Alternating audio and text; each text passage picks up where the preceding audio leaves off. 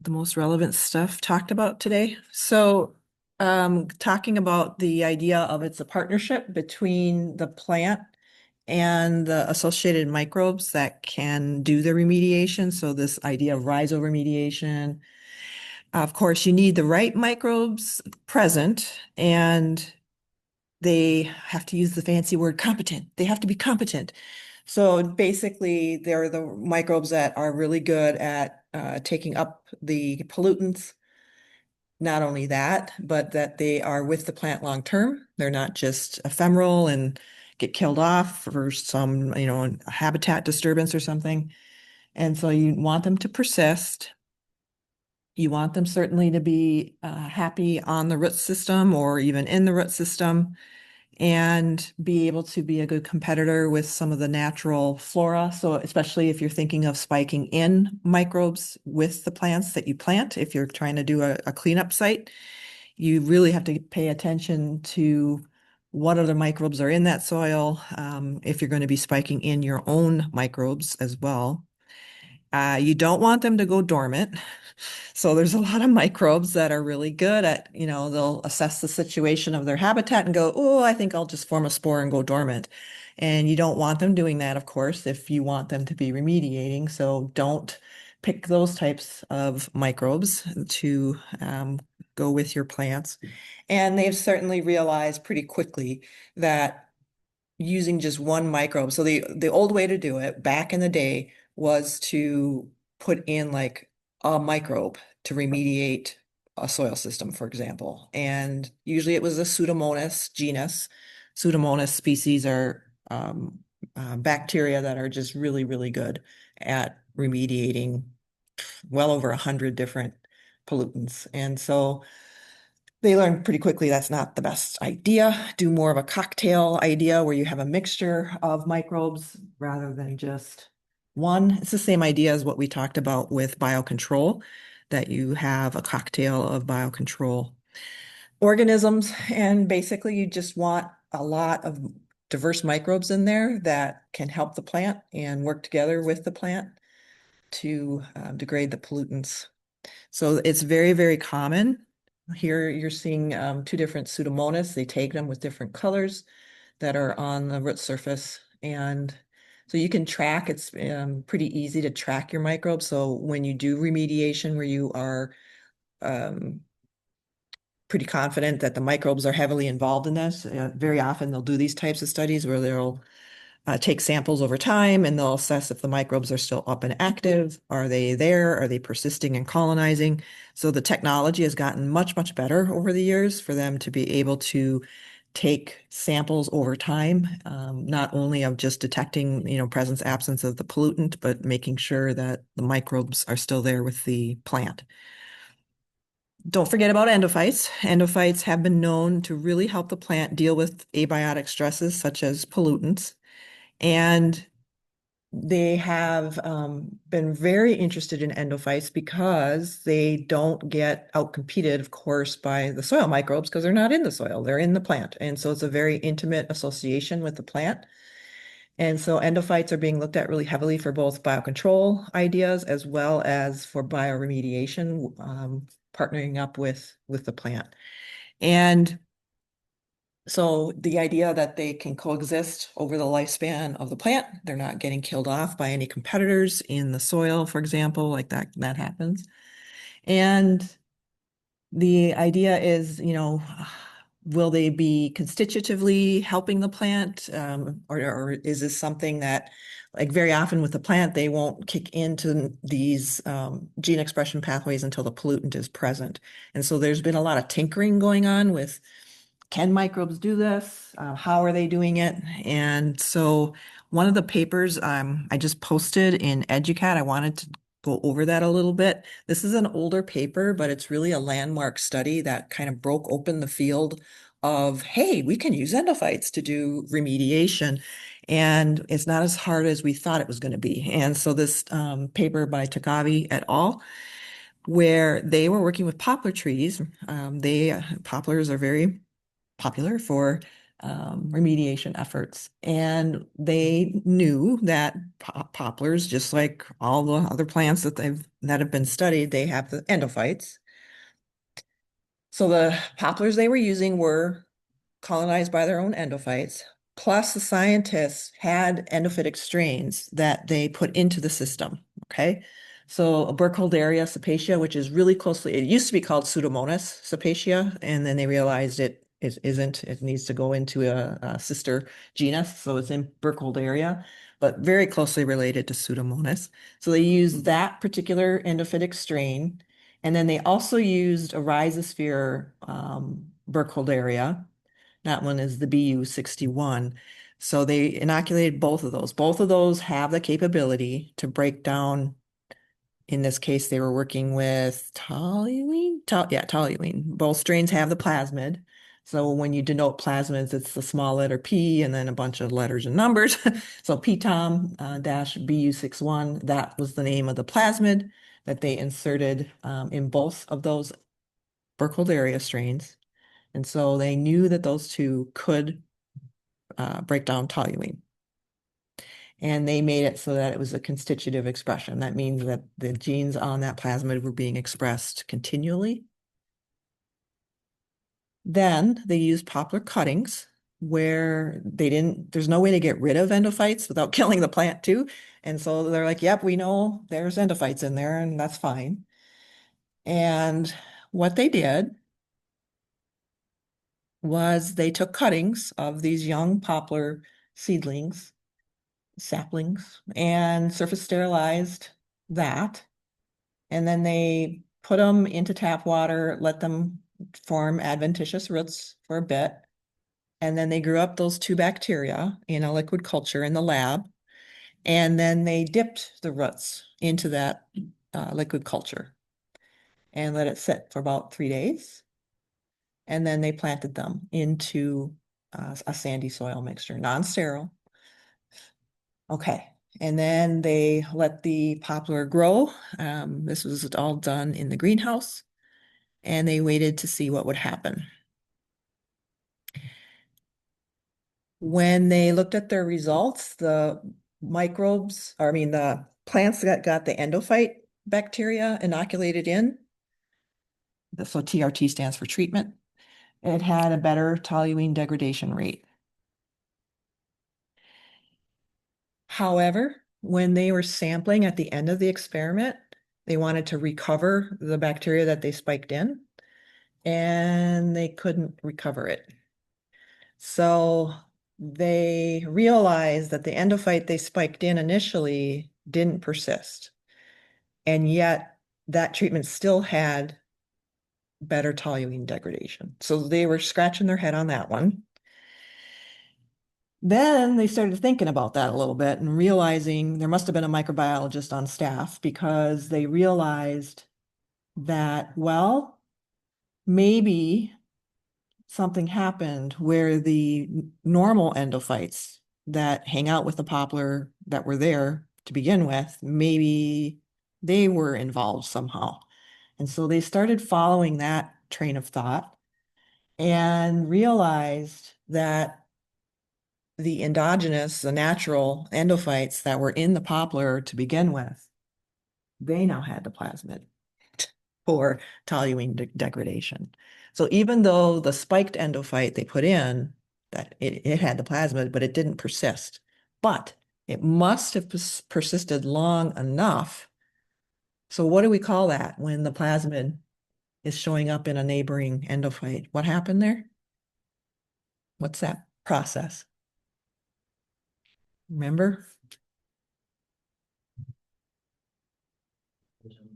Yeah, horizontal gene transfer. So the idea that the endophyte they spiked in was living and doing its thing, hanging out at least for a while. And then the native endophytes, the endogenous endophytes, they must have interacted at some point long enough where horizontal gene transfer was going on.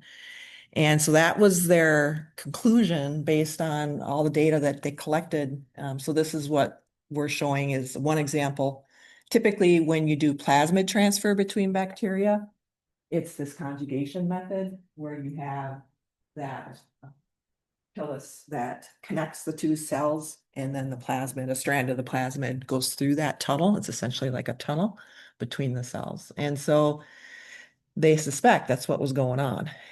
Why is this so exciting? It's because, initially when they got into this idea of partnering plants and endophytes, that's a pretty tight relationship. Like you can't really pick just any old microbe and expect it to be happy with poplar, for example, in this study. And so they knew that that was a stumbling block or a hurdle that they had to get over is, ideally we need to pick microbes that can break down toluene and go endophytic into poplar. But poplars, trees, plants, kind of picky about who they form these type of endophytic relationships with. They're not going to take any old microbe into their plant body. And so they knew that was tricky. Well, this kind of gets around that. If you can create a situation where you have a really good microbe that can break down a pollutant, but you're not sure if it's going to go endophytic, if you can create a situation where you allow these microbes to commingle, where they can do this horizontal gene transfer, then you might not need to worry about that at all. It's just let's get them to go through horizontal gene transfer, and the endophyte that normally hangs out with, in this case, poplar, can pick up the gene or the plasmid in this case for toluene degradation. Does that make sense? Okay, so that was a huge breakthrough, and this was published back in 2005. That realization that we might not need to worry so much about picking the exact right endophyte for each plant species that we want to use. So this work is continuing. More scientists are taking this up now and realizing that this could be a very nice method. If you can now, of course, the idea of you could engineer a microbe to be like a super a remediator essentially. And so they're looking at this idea of using synthetic biology to get microbes that can go endophytic and can have this ability. And so a lot of it is kind of upfront engineering that they're doing and then allowing for that horizontal gene transfer so that the normal endophytes hopefully can get the ability as well. So so this is some of the data from the paper. Let me jump ahead one. So this on the y-axis, this designation, essentially it means plant growth. And so the control, this was the soil microbe and the endophytic. And you can see with the darker bars are no toluene versus 500 milligrams per liter of toluene added into the system. And you can see compared to the control that you did get better plant growth with the presence of those microbes. So the plant growth was better. And then here you're looking at toluene in the leaf, and they're showing again that you can get some nice, especially with the Burkholderia, the VM strain, you get some nice control of the toluene. And then let me go back. Whoops, not that one.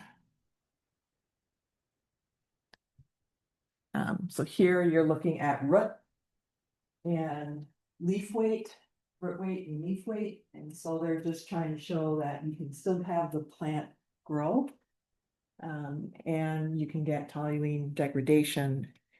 And even though their strains didn't persist, you were still getting some nice remediation of the toluene. So very nice initial study, which has really allowed for a lot of other ideas to come along now. And I think you're going to see more and more of that. And then the other thing I wanted to mention, and your paper was getting at that with parlor palm, right? You were looking at parlor palm. This is another area that's really gaining, especially in areas like India where they have, and China where they have a lot of indoor pollution. But even here, this idea is great, where they're designing and engineering like living walls and things like that, where it's instead of just having plants in a living wall system, like a typical living wall system, they're like, well, let's engineer it to have like the polluted air flowing through it at a certain rate so that you can get breakdown. So they're starting to get into making it look really beautiful, of course, but getting into let's design these living walls so that you can have better air quality purification going on. And a lot of the papers, I was really happy that they're really focusing in on the microbes too, that they understand that the microbes in the soil or in the hydroponic will be important for this. So they're trying to design attractive looking systems that you can have indoors in variety, whether it be, um, businesses or like I know malls, like where people go to shop. They're starting to do this kind of thing in different countries. I've been trying to, um, when they do, what's that called? Campus visits, and you have people coming to campus that are thinking of coming to Northern. And where they have the campus visit office, I think they should do this, where they have living walls designed because most people really like that ambiance when you come in. And if you can design it this way, where you actually can claim that you're cleaning up the air, I think that's great. So a botanical biotrickler, fancy, fancy name there. So it does take some engineering of how to do this well. Especially if you're going to push air through it, you have to know the rate, like how fast to push it through so that the microbes have a chance and the roots have a chance and the plant has a chance to actually work on it. So that's in the works. They are really starting to think about this more carefully. And so I think you'll see more of that. Pay attention to that when you're going out and about. I think even, where is it? Chicago O'Hare Airport, they have like tower gardens of plants that they have, and they kind of show that off. So even the airports are getting into it. So you'll probably see more of that. Here's another design again where they're showing, trying to think how to do this effectively. And what kinds of plants. So they're doing a lot of testing on different plant species. Of course, you want to pick plant species if that are very pleasing and look nice, but also really good. So they're collecting data, different plant species on the x-axis, and ethyl acetate um, removal. So this is how much they remove. So the bigger the bar, the better in this case. And so you can see it varies depending on the plant. Some plants are better than others. And so they are really starting to get into this to more detail.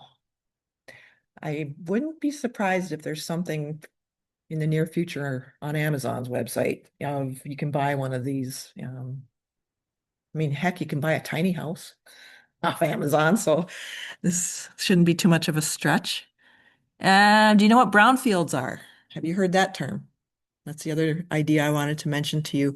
So the hospital that was just torn down here, that's a brownfield site. And so basically it is an area often near or in a town or city that is polluted and needs some level of remediation before it can get repurposed and reused. And so um, that is part of course, the whole remediation idea. Um, they're worried about how climate change is going to be impacting. There's a lot of brownfield sites just here in America. They're all over. Um, but it's a nice idea to take these and remediate them to a safe level so that it can be repurposed. And I think getting that remediated is a great idea. 450,000 brownfields estimated here in United States, just in the United States. So Europe has a lot too. Millions of hectares of ag and industrial land in China. So these brownfield sites are everywhere. Lots of money going into this. Um, from a sustainability perspective, it's also good to remediate it not only to reduce toxins, but they say it will help reduce urban sprawl of cities and towns if we can use those sites again. That's another angle that often is overlooked, but I think that's a really good point. And then you have the whole idea of, okay, what's it going to take? But if we can do it, you should get better tax bases out of that because it'll be in use. It won't be just this ugly bare site. Certainly can promote job growth. It utilizes existing infrastructure. So there's a lot of reasons from a city perspective why brownfield should be remediated. So, I mean, it's great that there's that kind of pressure from different angles that, yeah, we should do something about these sites. Here, this is San Francisco. And I just wanted to, show a visual of what we're thinking here. All those dots, triangles and squares are different brownfields. And it can be, I mean, some of it is listed here on what they are, but basically, I just wanted to give you a visual of how extensive this can be. And so this was a published paper where they were looking. I mean, look at that. Um, that's amazing. So there's a lot, trillions of dollars. Now I think you can start to see why trillions of dollars are being put into this to try to remediate all this. So this area of study, this businesses, that do this for, profit, it's not going away. I mean, job security. We have job security in this area. So they're looking a lot at eucalyptus, especially in this study was near San Francisco. Eucalyptus is a good pick.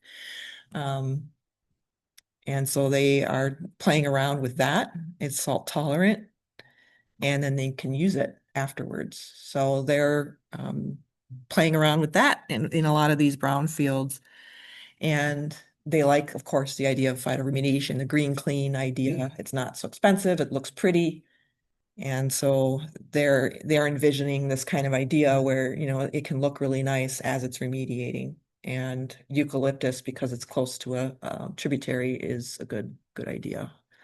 So you're going to see more of this if once you graduate and travel around, there's going to be brownfields probably pretty much wherever you go. So I'm hoping that more and more of this is going to get in play where they're really serious about this repurposing and cleaning up. So please think through those ideas too. And then where was that? No, well, just one more slide here. Let me just show you this one.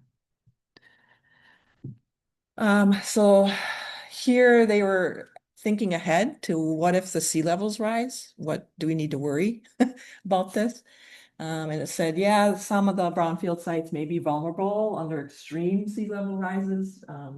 They didn't think, based on what they did on this experiment, that it should be okay. So, but of course, with climate change, sea level rising, that's a whole nother issue. We don't often, some of the literature, they just don't really think about that. So this paper was nice in that they're kind of trying to project ahead down the line what could happen with some of these sites. So, okay.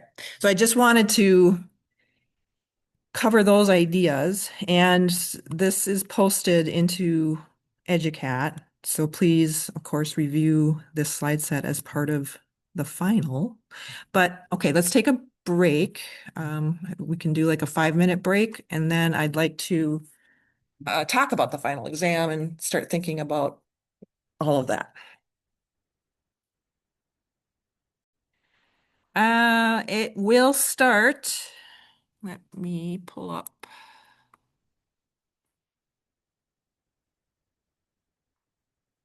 If I'm remembering correctly, if you get into the PowerPoint slide set, the plant communication, kin, niche, MBH, that slide set. And if you go down to slide 51, I think that's where the new content will start. because of the, correct me if I'm wrong, but here, I'm going to do this. Let me do it this way.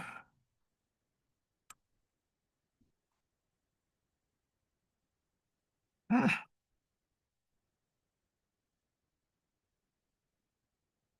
oh boy.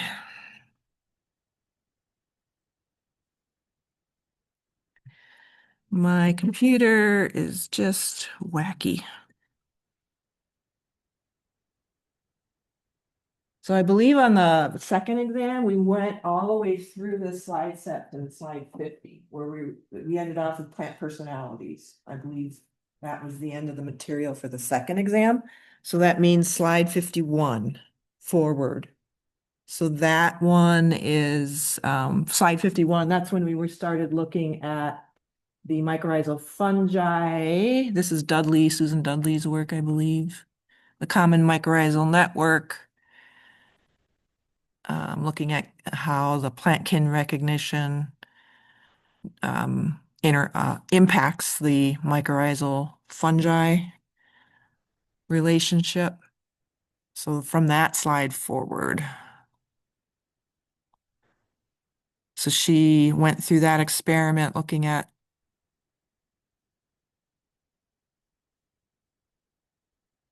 in the greenhouse, and then we started looking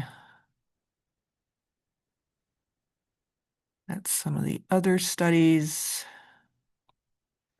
This was the Petri plate. So again, remember now, if I'm in the PowerPoint slides, if I'm showing you data and I, give conclusions and things like that, that should mean you should be familiar enough with these to talk about them on the exam.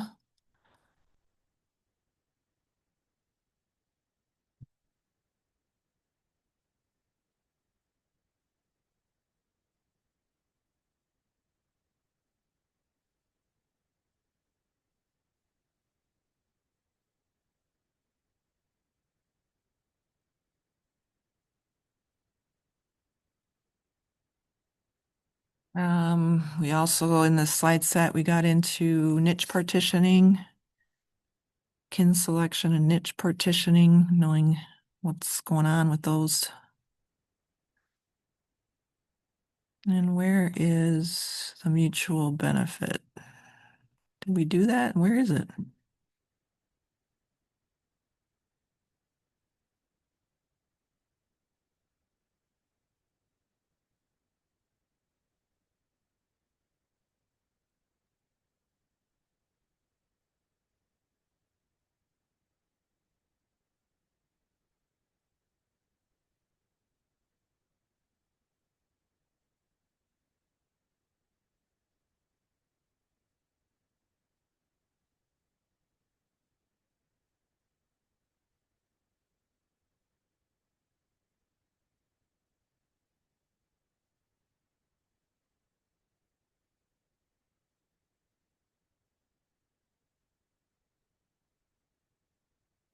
Okay, why can't I find anything? Where's the mutual benefit stuff? Did we already do that? Was that on the second one? Second exam? Well, that's why I can't find it. I thought it was further down. Okay. Oh yeah, there it is. Slide 33. So that's off the table then. Mutual benefits off the table for the third exam. So remember the third exam, there's no cumulative in the sense of the previous. I mean, concepts bleed over into what we're talking about now, but I won't, you know what I mean? So there was questions that I asked on exam 1 and 2 aren't going to come up again, although some of the general concepts you can be using to answer some questions on some of this content. Um, any questions on slide 51 forward?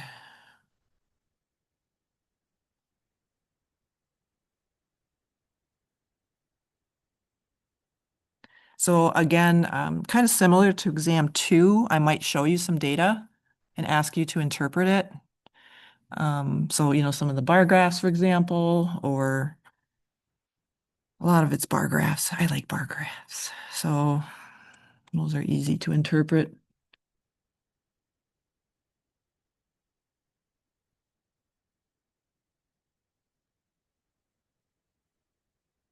So being able to interpret data that I might show you and then giving me like, okay, so what? Why, what is this telling you and why is it important? What kind of conclusions did they draw?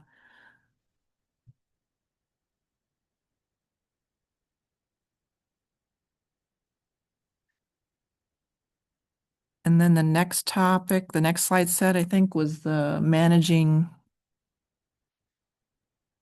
plant microbe interactions.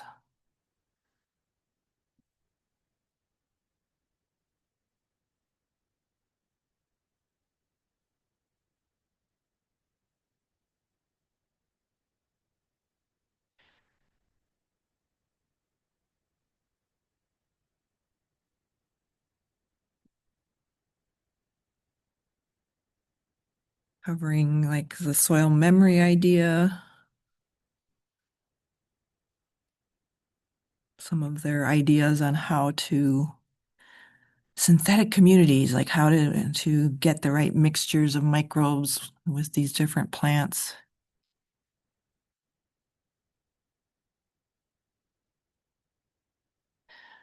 Conducive to suppressive soils, so knowing that idea, that kind of goes hand in hand with the soil immunity idea, where you're creating an environment where the pathogen, in this case, has a tough time causing disease and has a tough time even existing over after a while in that kind of soil that has gone suppressive. The role of the plants, that you can't ignore them. They're definitely helping recruit the good guys anyways. And then we did cover the case study that my postdoc mentor was going over. And this was a very particular experiment looking at monoculture versus diverse species of plants and how that can impact biocontrol. So that was a very kind of specific test that they were doing. So some of this data too, I'll be asking about and, showing it to you, asking you to interpret and what are the consequences and conclusions.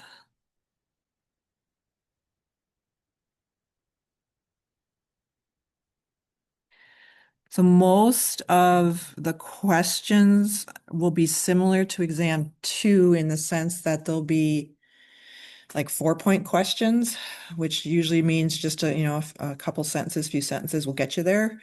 And so short answer essentially type questions.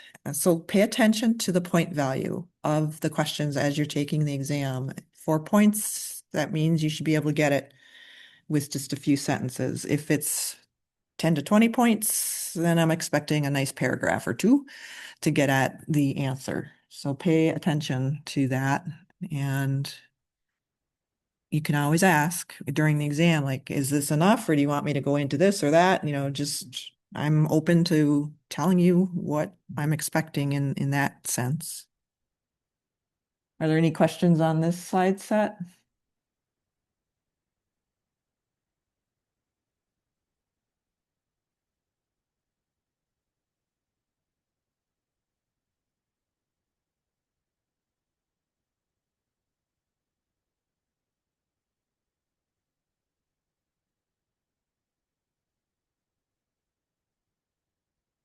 What's the next one?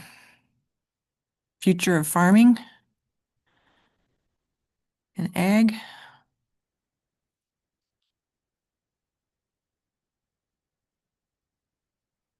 So being able to talk about some examples that we covered on what some companies are doing in terms of their products that they're selling, like how are they thinking about this in terms of how to help plant production?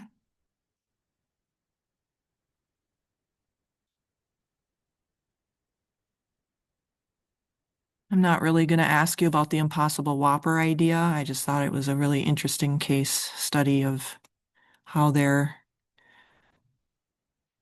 capitalizing on being able to use microbes, the nitrogen fixer system, in order to get that mouthfeel of you're eating meat.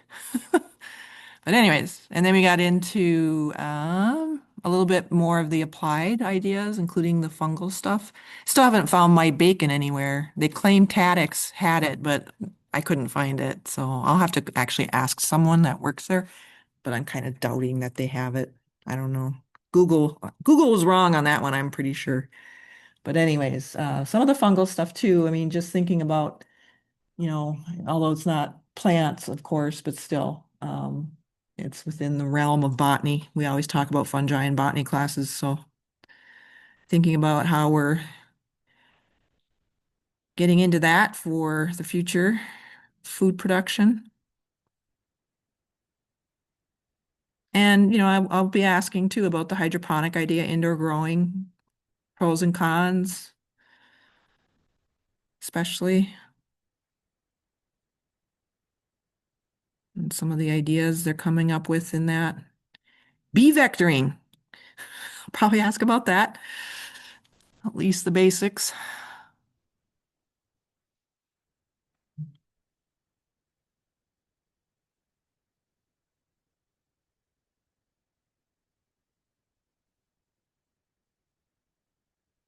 Anything in particular on this slide set you need clarification on?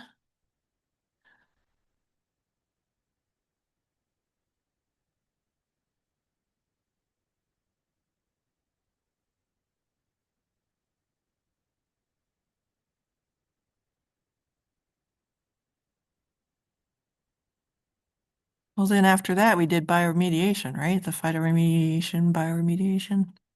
So we just finished that slide set. So definitely think about organic versus inorganic. Those are the two big categories they have to think about. And they have to, if you have to remediate a site, it really does depend on what are, the chemical nature of what you're trying to remediate. Makes a big difference on how you approach it. I'll definitely be asking questions on remediation, like, how would you go about doing that? So just being able to take this information and think about it deeply enough where you can kind of come up with some ideas of how you might remediate pollutants. So this slide set has what you need for that, for sure.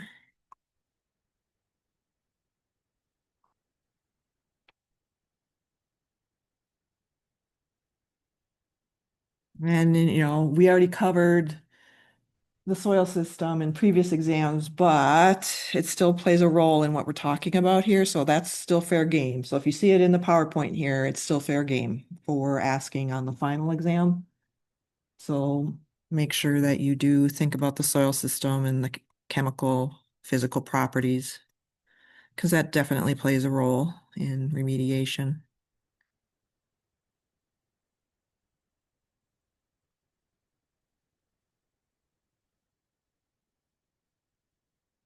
Questions on concepts in this slide set?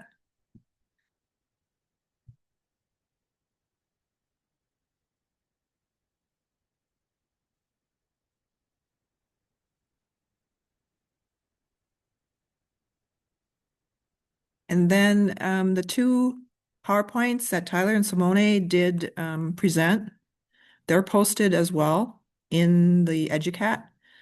And so those are fair game in terms of the big picture ideas. I won't ask details on their like experimental design or something like that, but just some of the bigger points that they were making in their presentation. So those two PowerPoints are also posted in the PowerPoint section of EduCat.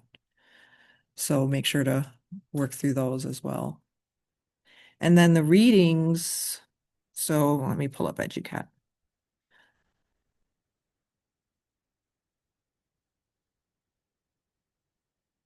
So we start with the plant communication kin niche, that slide set on slide 51. let me do it this way so it's a little easier for you to see what's going on here.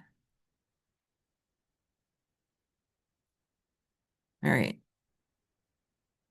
So kin niche, and then managing plant microbe, future of egg, and then the two grad student presentations. So there's not a whole lot compared to the other two exams. So I don't have a solid draft of it yet. But what I do have, I'm guessing by the time I finish it off, we're going to be around 100 points-ish. If that changes significantly, I'll let you know. But I don't think it'll be as many points as the first two exams. And then you don't have as many readings either. Where are the readings? We start with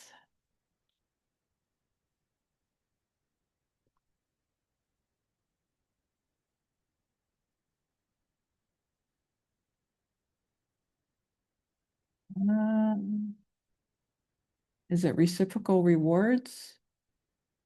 Is that one on that? Did we cover that one already?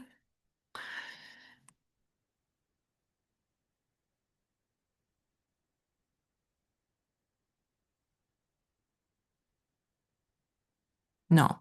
So reciprocal rewards. Reciprocal rewards, that paper, the inevitability of plant behavior. And then there are three, well, one is a short reading, or I think it might, I don't know if that one has like a podcast on it or not. And then the other two links are short videos, and then this is that groundbreaking paper on the endophytes' role, their ability to take up the plasmid and help remediate the toluene.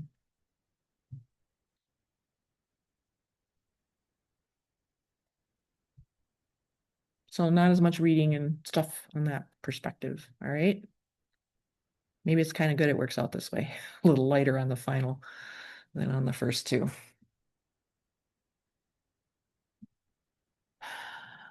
Questions on any of that?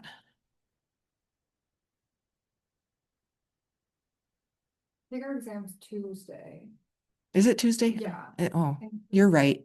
Tuesday at 2. You're right. Tuesday at 2 in this room.